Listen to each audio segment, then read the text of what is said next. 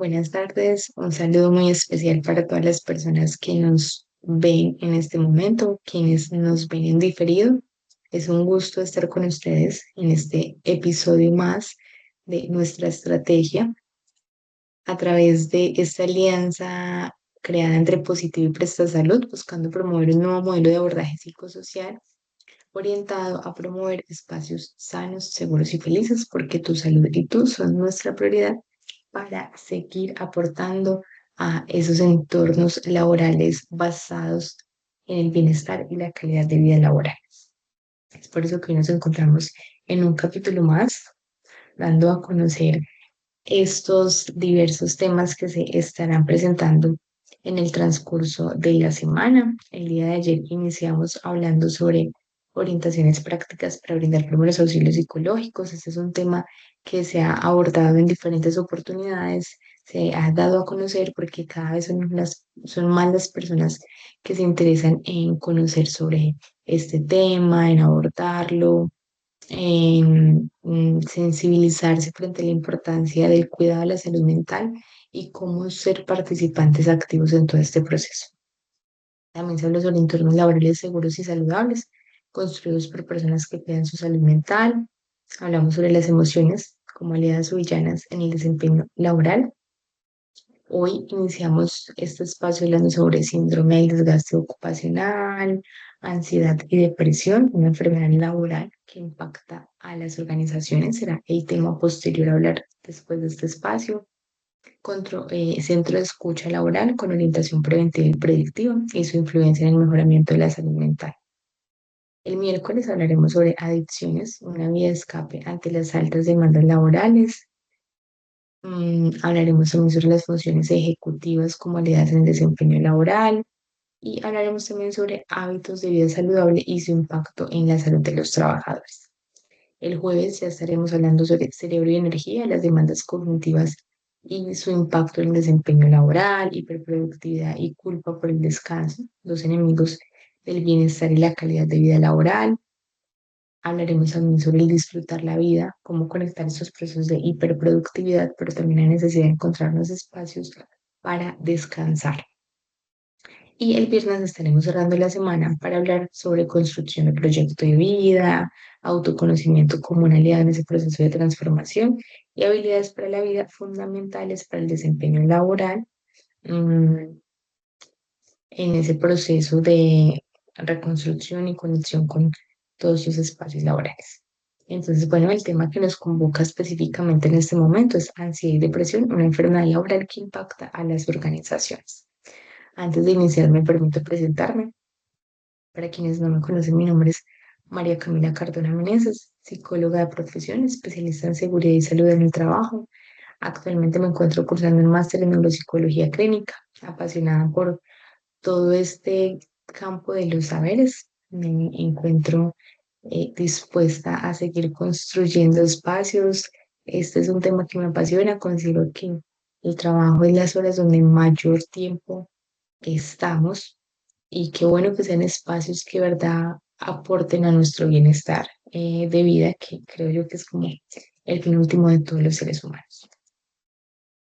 Temáticas a abordar, entonces síntomas presentes ante dicho diagnóstico, predisponentes para el desarrollo del mismo, herramientas para la prevención y acciones importantes a implementar. Estas técnicas, estos síntomas los hablaremos basados en los manuales diagnósticos entregados por la clasificación diagnóstica. Bueno, estos son acuerdos. Yo siempre doy a conocer parte como de mi proceso de rutina en estos espacios, o el acto protocolario con el que siempre inicio es invitándolos a que juntos construyamos una participación activa, construyamos este espacio de saber.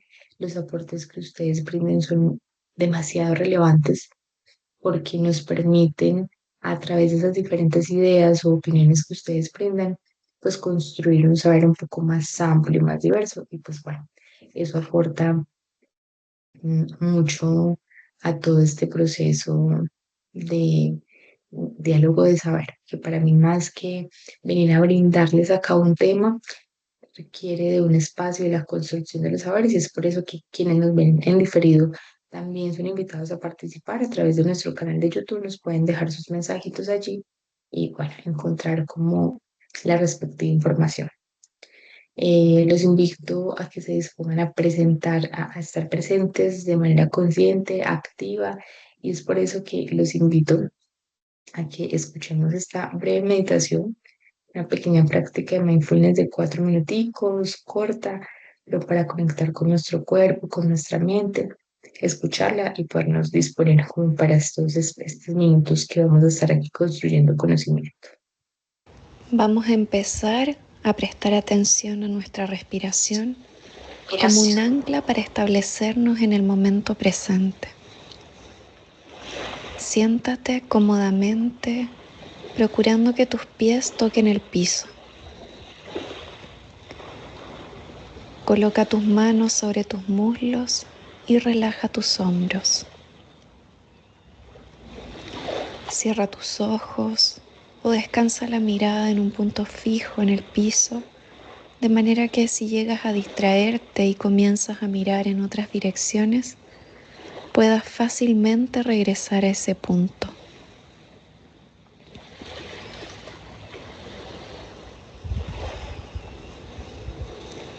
Deja que tu columna crezca alta como el tronco de un gran árbol.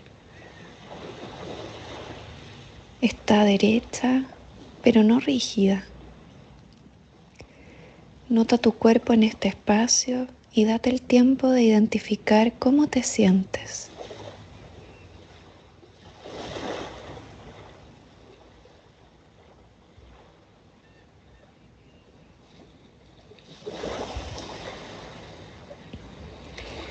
Ahora presta atención al flujo de tu respiración. No es necesario que respires de una forma especial. Tu cuerpo sabe cómo respirar.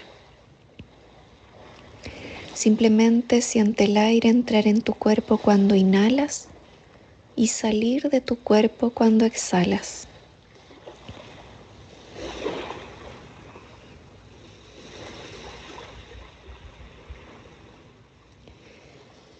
Si al intentar prestar atención a tu respiración te distraes con otros pensamientos, emociones o sensaciones corporales, nota eso que te distrajo y luego intenta dejarlo ir, regresando tu atención al flujo de tu respiración.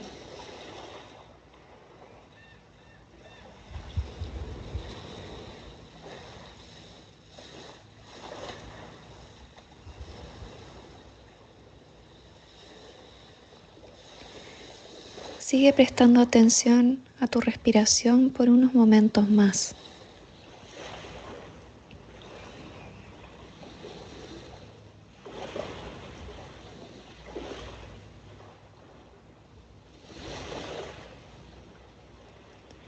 Permite que cada inhalación sea un nuevo comienzo y cada exhalación un dejar ir.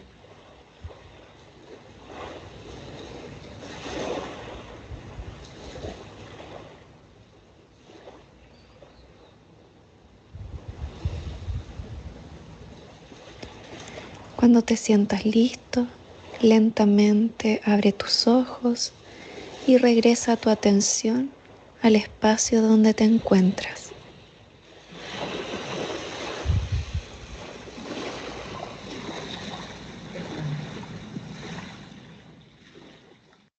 Bueno, ¿cómo les fue en esta práctica breve de mindfulness? ¿Pudieron conectar esos 4 minuticos? Yo me excuso que tengo aquí un malestar en este ojo hace poco, entonces no sé qué sea, pero bueno, ¿cómo me les fue? Hubo conexión con ese cuerpo, gratitud.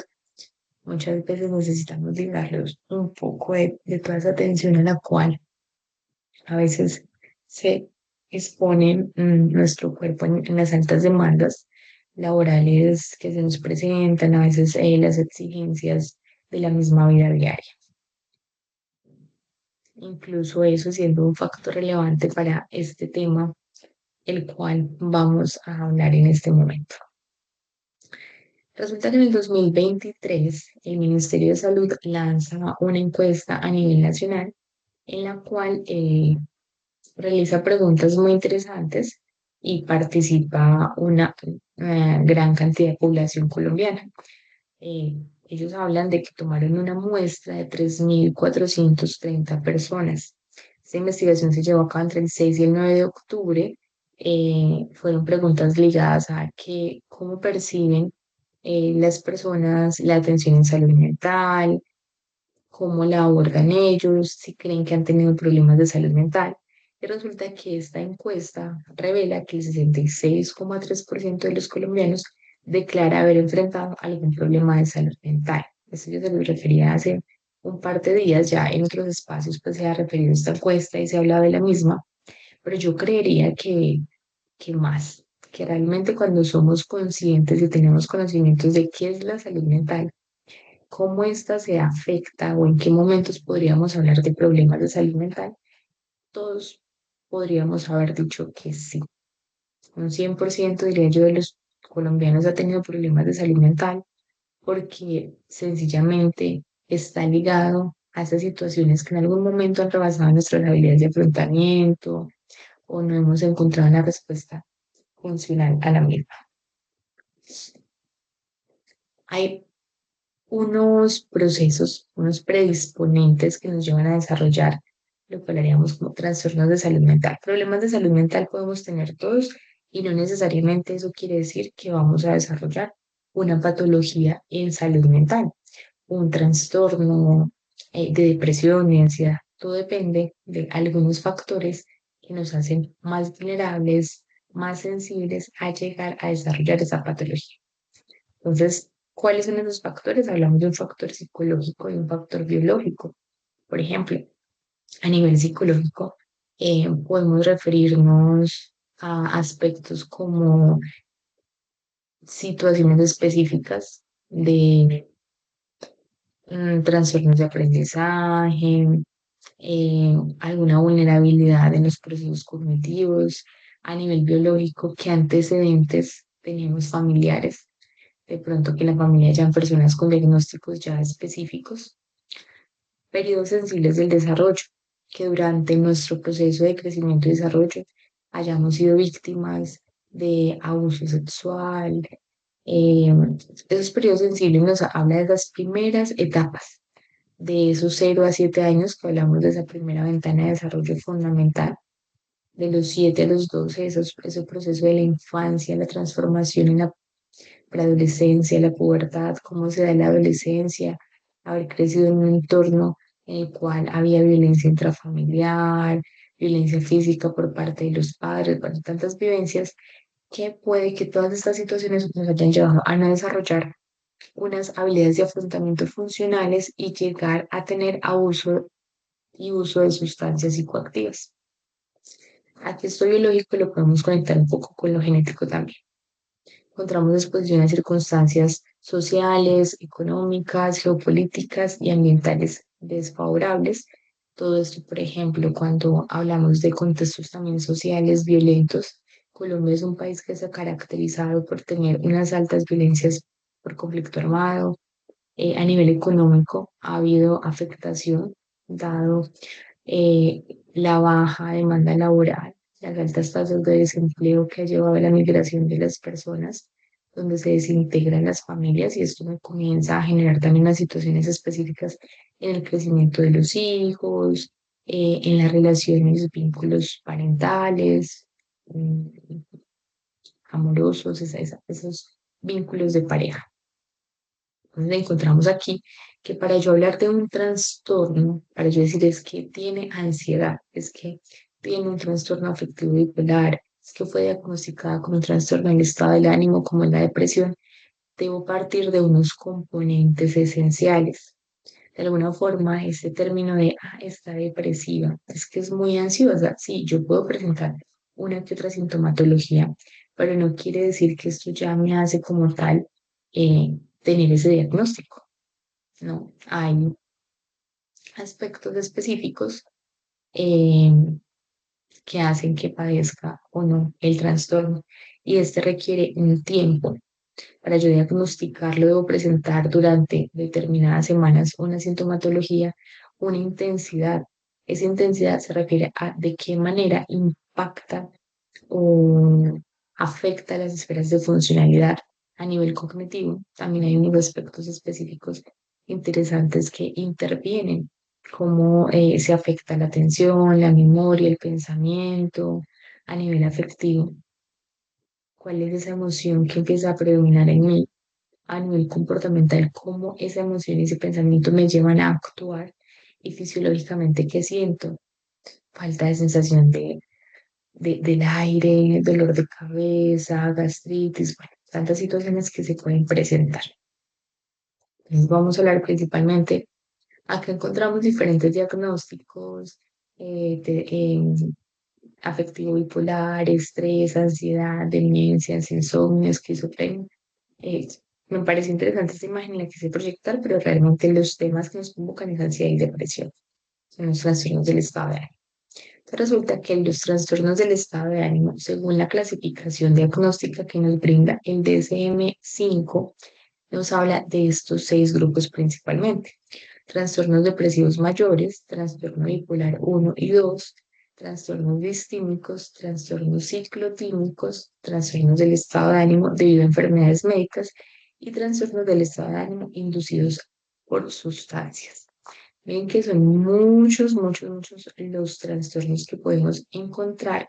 Sin embargo, eso no quiere decir que todos estén presentes ante alguna situación. Muchas veces nos dicen, no, es que la persona ha estado pasando por una situación y la vemos cada vez más de caída de ánimo, no quiere participar. Bueno, pero resulta que yo antes de dar ese diagnóstico debo ser consciente que este tiene un tiempo, que tiene una influencia en las variables biológicas, psicosociales, donde yo empiece a ver que puede ser propiamente por los factores psicosociales, las situaciones, ¿cierto?, lo que está en su entorno, pero también puede, yo tengo que antes de decir es que la persona tiene un trastorno del estado de ánimo debido a una situación específica del trabajo o de su relación de pareja, debo descartar otros aspectos. Entonces uno siempre busca, venga, evaluemos con un hemograma, revisemos que todo esté bien a nivel de tiroides, que no vaya a haber un tumor, algo en el cerebro que esté generando estas alteraciones. En las mujeres, por ejemplo, los cambios hormonales. Entonces, encontramos específicamente pues, un grande grupo de diagnósticos.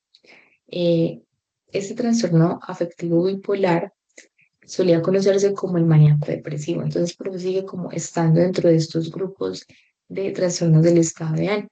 Y nos refiere el DSM, que son trastornos que tienden a manifestarse con cambios bruscos del estado de ánimo. Entonces, una persona puede estar en un episodio maníaco donde tiene mucha energía, quiere realizar una actividad, la otra, explora diversas cosas en un día.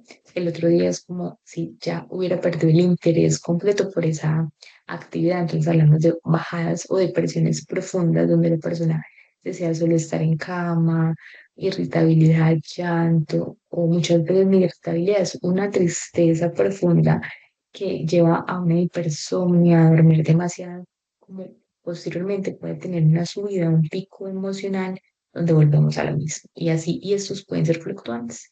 En un día se me podrían llegar a presentar dos así inmediatamente. Las emociones no son permanentes, sí, lo hablábamos esta semana, pero cuando hablamos de un trastorno bipolar, ese se vuelve mucho más significativo.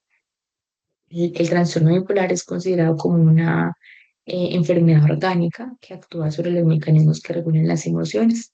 Es una alteración de los mecanismos bioquímicos y eléctricos que regulan la actividad cerebral.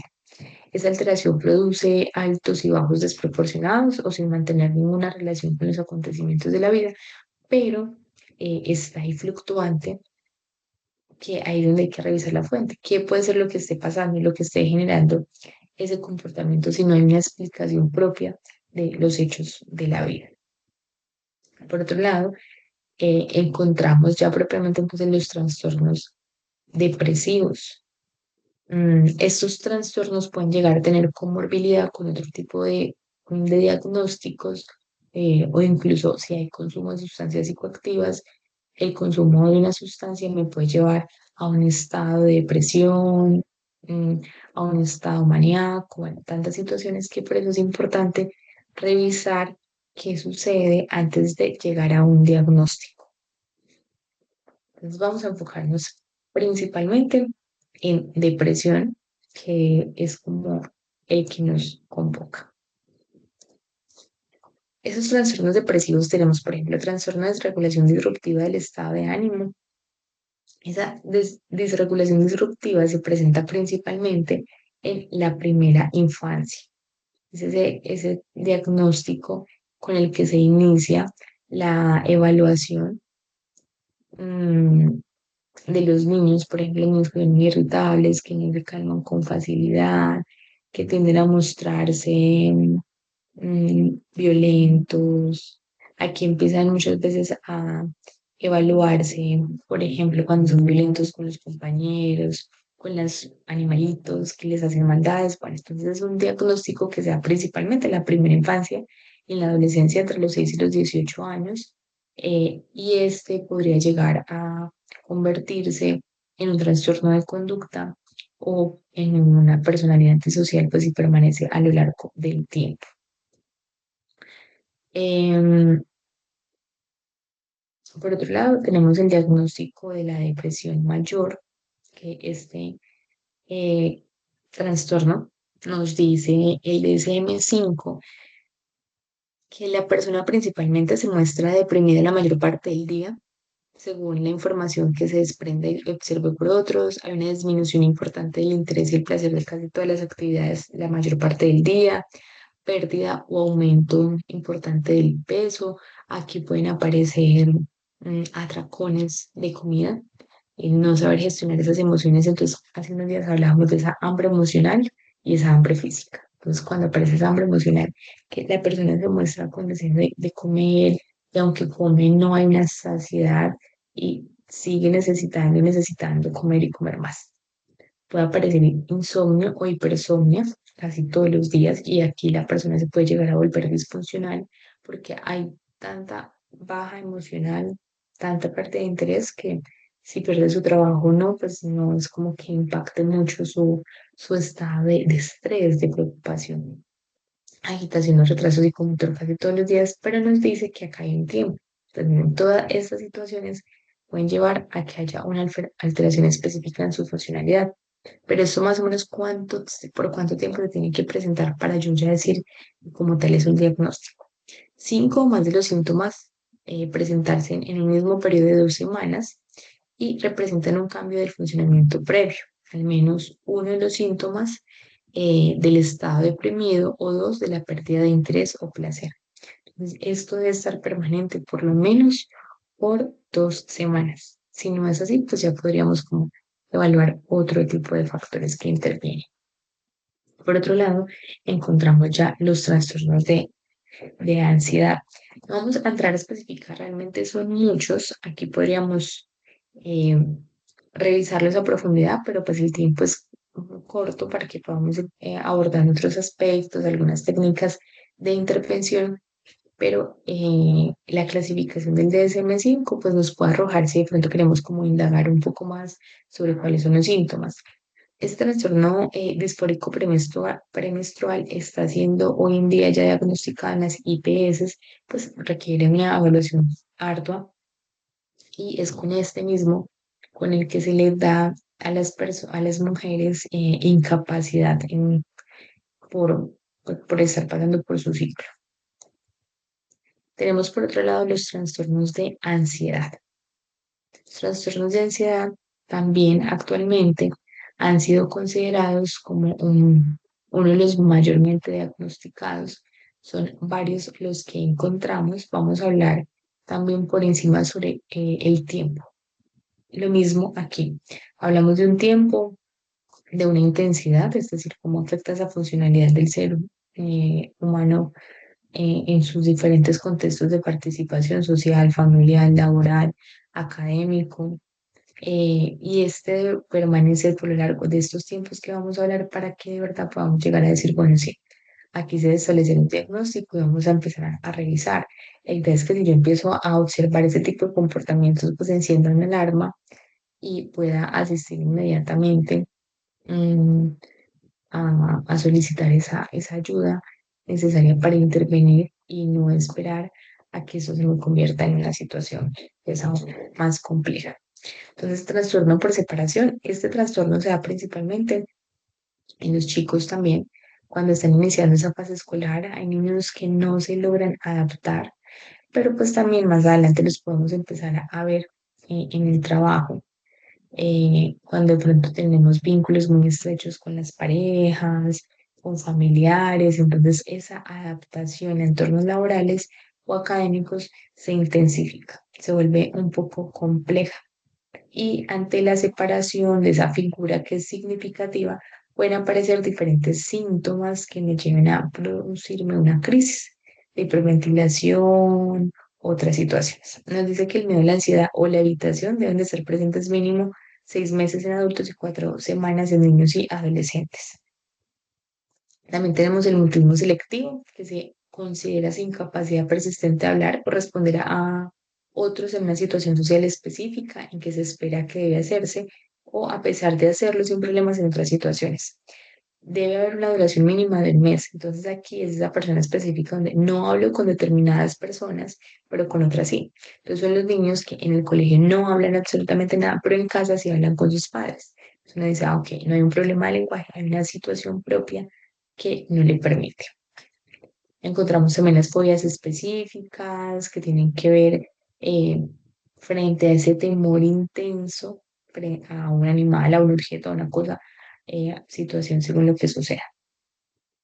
También debe estar presente por 6 meses. Hablamos de los criterios como miedo o ansiedad intensa ante la presencia de ese estímulo. Se considera un miedo irracional porque decimos como que, bueno, en este momento esto no te va a afectar, no te va a hacer daño porque se está generando toda esta sintomatología. Trastorno de ansiedad social, que viene propiamente de ese miedo intenso a relacionarse con otros, a estar en esos entornos sociales donde tal vez sienta que puedo llegar a ser juzgado por las personas que están presentes, que estoy constantemente siendo objeto de evaluación de las mismas y eso me genera mucha tensión y malestar. Trastorno de pánico, también ante situaciones. Este trastorno de pánico se ha visto mucho en ambientes organizacionales, por ejemplo, cuando comienzan las altas demandas de los jefes. Entonces, un jefe que constantemente ya ha demandado la resolución de actividades específicas y cuando lo hace se torna violento, bueno, pueden pasar situaciones y la persona empieza ya ante alguna demanda, pues a reaccionar de esta manera. Entonces nos dice que hay una presencia de angustia inesperada recurrente, al menos una de ellas va seguida durante un mínimo de un mes de inquietud o preocupación persistente por la aparición de nuevas crisis. Entonces ya sabemos que puede pasar y la persona empieza a ser consciente de, bueno, esta situación me va a desencadenar una crisis de pánico y empieza todo un proceso de sintomatología a presentarse. Dice que es importante, el DSM-5 nos habla de la importancia de llegar a hacer un proceso de análisis diferencial, donde no lo vayamos a identificar o a asociar con otro tipo de diagnóstico. Agorafobia también, temor a esos espacios abiertos o cerrados, a veces esos lugares de trabajo que son muy pequeños y al ser pues, tan pequeños me generan una situación específica de malestar en el colaborador. Tenemos también trastorno de ansiedad generalizada, que ya de alguna forma se habla de una persistencia, tiene dificultades para controlarse en diferentes acontecimientos o actividades y hay una sobreactivación fisiológica, inquietud o sensación de estar atrapado, fatigado, dificultad para concentrarse, irritabilidad, tensión muscular, problemas de sueño. Entonces, por ejemplo, ante las altas demandas laborales se pueden empezar a presentar situaciones específicas.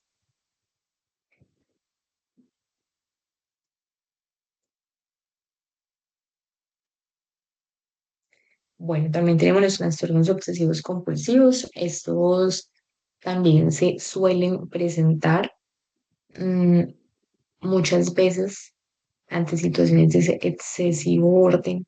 Hay una película muy interesante, TOC, la cual sería chévere para que conozcamos un poco más a profundidad sobre este trastorno. Entonces, bueno, quería darles como una breve introducción realmente sobre los trastornos del estado de ánimo. Hay mucho para aprender, hay mucho por leer y una guía interesante para conocer sobre ellos es la clasificación diagnóstica del CIE-11 o la clasificación diagnóstica del DSM-5 revisada, que es como los manuales diagnósticos que tenemos actualmente y los cuales podemos leer a profundidad. La Organización de las Naciones Unidas calcula que la depresión afecta a 264 millones de personas del mundo y que las personas con trastornos mentales graves fallecen entre 10 y 20 años antes que la población general. También mm, fallecen muchas veces producto de suicidio, porque hay trastornos que me generan una mayor impulsividad en la conducta y ante estados específicos, pues pueden llevar a que esto suceda. Dice la OMS para el 2021, las tres principales enfermedades con diagnóstico de origen psicosocial en Colombia fueron el trastorno mixto, ansioso depresivo con un 57%, seguido de la depresión con un 20% y por último los trastornos de adaptación con un 12%. Aquí les presento este libro, se los puedo compartir, es un libro muy interesante, el cual pueden conocer, se encuentra fácilmente en internet y aporta a toda esta construcción. Bueno, este libro nos hace unas orientaciones específicas y muy prácticas sobre en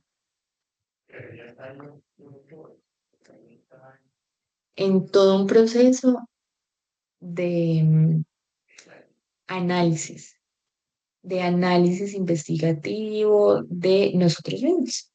Y es cómo podemos evaluarnos, cómo podemos saber si está todo ese proceso de pensamientos irracionales, de conductas de diálogo interno que nos puede afectar. Entonces tenemos pensamientos poco realistas que niegan los hechos de la vida. Entonces, por ejemplo, un diálogo interno. Si soy amable con la gente, seguramente me querrán y me tratarán bien. Si no apruebo el examen, nunca saldré de la escuela y acabaré siendo un vagabundo o una vagabunda. Creencias ilógicas y contradictorias. ¿Cómo deseo todas mis fuerzas que me quieras? Tienes que hacerlo. Son creencias que están presentes. Cuando no paso una entrevista de trabajo, eso demuestra que soy un inútil y que nunca conseguiré un buen trabajo.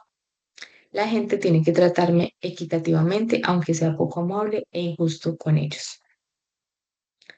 Creencias improbables e infalseables.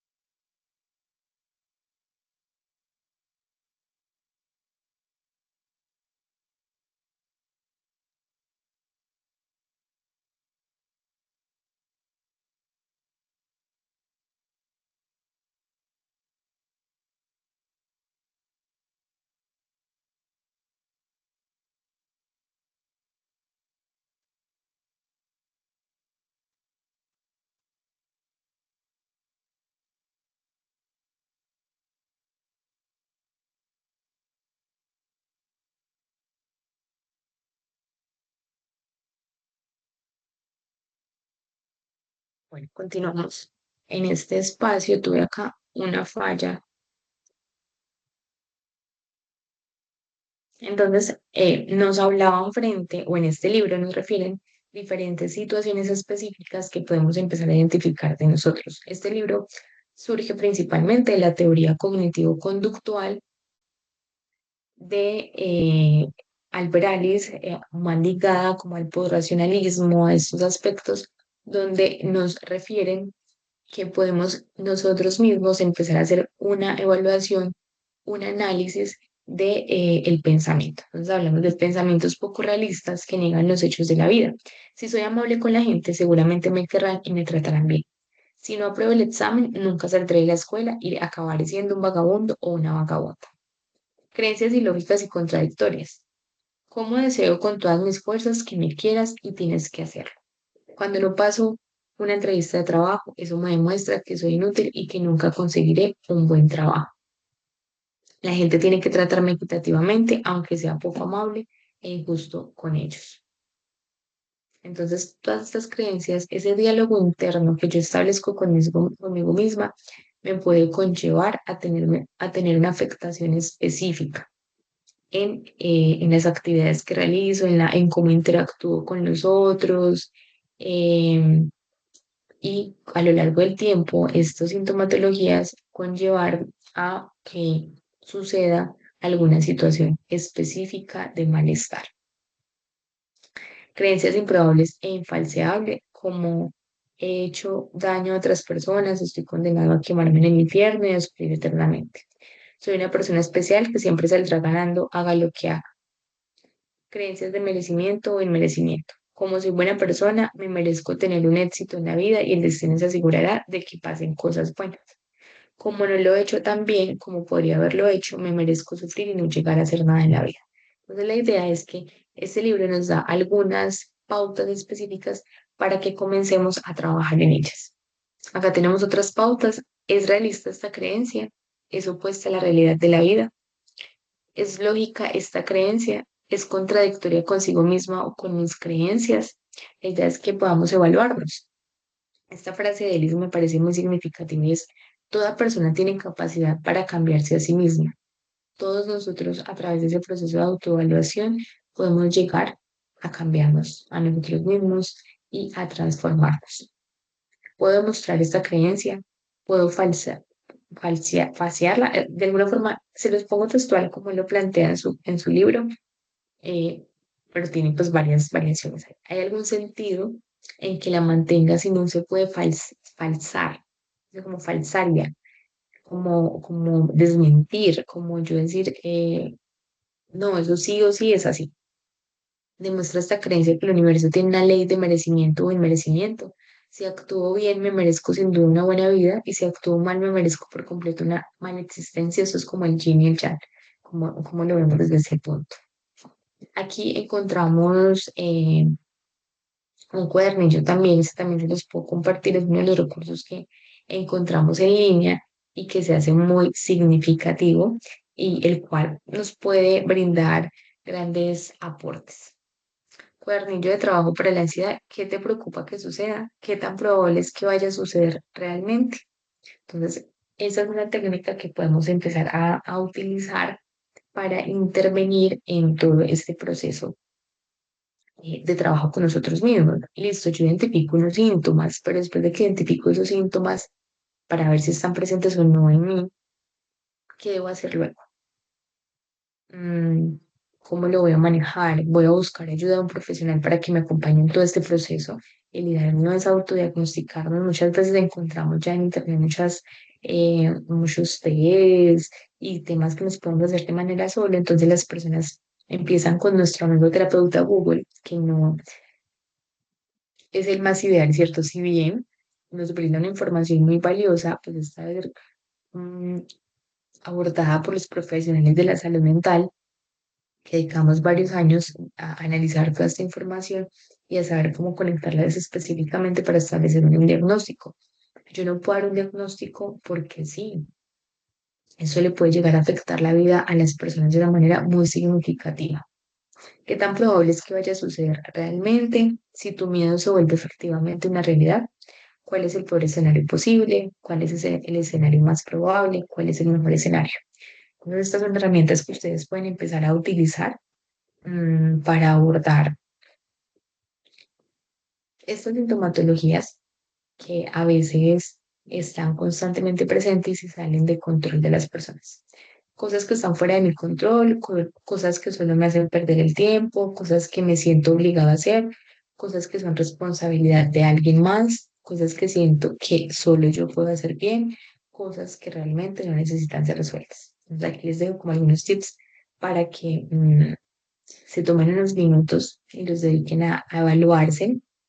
Si bien es importante conocer la sintomatología, pues hay que partir también de yo no voy a esperar a contar con todo ese criterio de síntomas. Yo qué voy a hacer previamente para poder llevar a cabo un proceso de acompañamiento. Entonces, bueno, esto era básicamente lo que tenía para proyectarles el día de hoy. Muchas gracias por su participación y espero que nos encontremos en otros espacios. Siempre bienvenidos a participar de ellos, que seguramente eso nos puede aportar un gran conocimiento y fortalecimiento de la salud mental. Entonces, hasta un próximo encuentro.